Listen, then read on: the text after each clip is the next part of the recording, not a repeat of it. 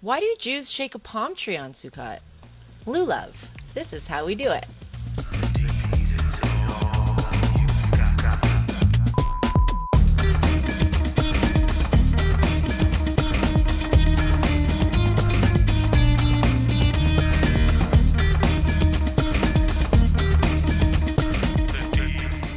So let's talk about the Lulav, which is one of the mitzvot of the holiday of Sukkot. Together with the esrog, we have 4 species. The Lulav itself is made up of 3 of those species. We have the center Lulav, which is a palm branch, a branch from a date palm specifically. The Lulav has to be used before the leaves begin to open. The Lulav has to be straight, should be straight.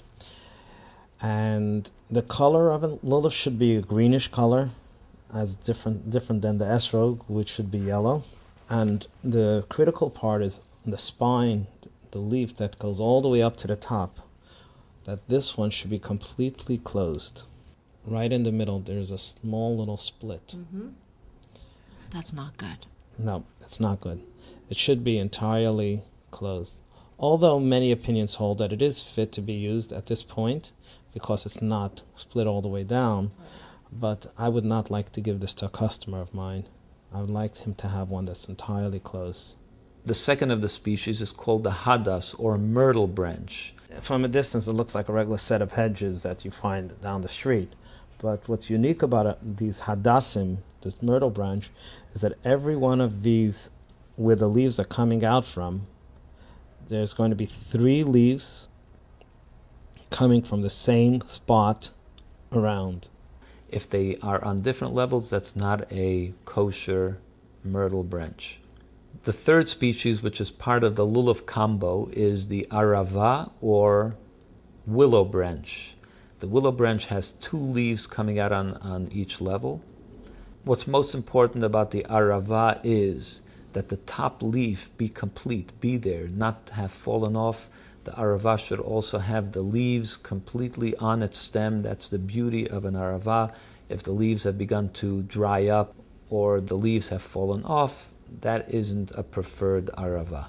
So it should be taken care of in a proper way that it doesn't lose the leaves.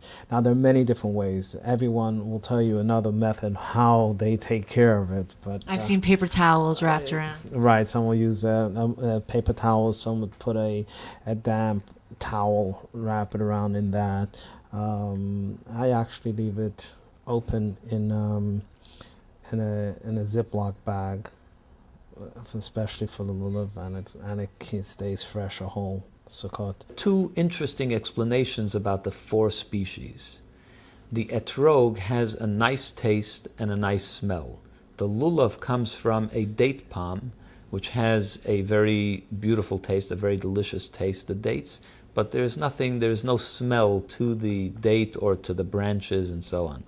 The hadas has a beautiful smell, but there's nothing to eat. There's no taste involved.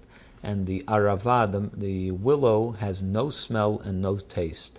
This, our sages tell us, represents 4 different types of Jews. There are Jews which are scholarly and study Torah, and they also are very much involved in the performance of good deeds, mitzvot and good deeds.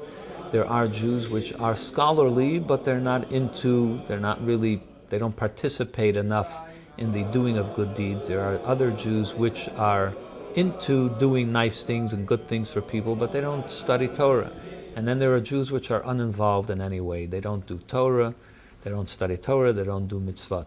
They represent all types of Jewish people. And All the Jews are invited on Sukkot. Definitely. They're all invited on Sukkot.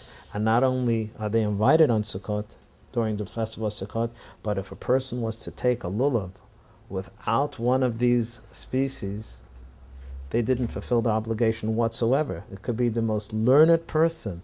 If he doesn't have in mind the Jew that doesn't do mitzvot and doesn't learn Torah, the mitzvah that he did is nothing. So we have to keep in mind that every single Jew is important to us, and we're really one whole unit. The binding of the lulav. There are 2 ways in which the Jewish community puts together the 3 species of the lulav. Some use a holder made of lulav leaves, and 3 hadassim are put into the right-hand pocket, and 2 aravot are put into the left-hand pocket, and these are tied to the lulav. The Chabad custom is that we take at least 3 hadassim and 2 willow branches. We do not use more than 2 willow branches and 1 lulav. The way this is put together, one on both sides, then we put together with it, we try to put the hadassim next to it, that ravot are inside, the hadassim are next to from the outside, and the other one on top of it, and when it's pulled together, we are actually seeing the hadassim from the outside. We could find our ravot. They're there, but they're like hidden. We take 2 rings and tie them around the body of the lulav, and then 3 rings are used to bind the other 2 species to the lulav. So now we have them all together. What do we do? And then once we have that, when we have that all together, then we make the blessing. Blessed are you, God, our God, King of the universe, who has sanctified us with his mitzvah and commanded us on the taking of a lulav, and we shake the lulav. We take with the stem at the bottom, and that will be to the top. Right. When we actually make the blessing is made with the lulav in the right hand, the esrog in the left hand, and it's separated. They're not touching together. When we finish the blessing, we put them both together, and we bring it to our heart. And then we go 3 times to the right.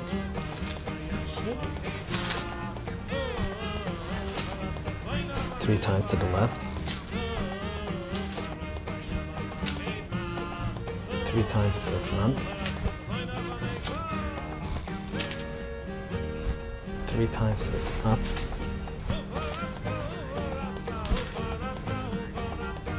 3 times down.